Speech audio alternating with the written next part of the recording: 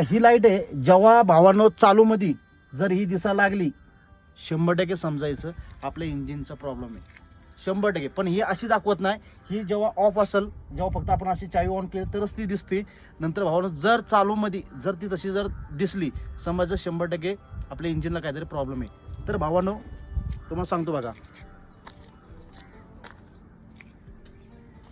आता भावांनो तुम्हाला माझ्या सोन्यानं सांगतो बघा, जेव्हा ही लाईट दिसायची बंद झाली 2 मिनिटांमध्ये व्हिडिओ असतो आपला, जेव्हा दिसायचं बंद झालं हे बघा, हे फ्यूज दिसतोय तुम्हाला, तो किती नंबर आहे 30 नंबर.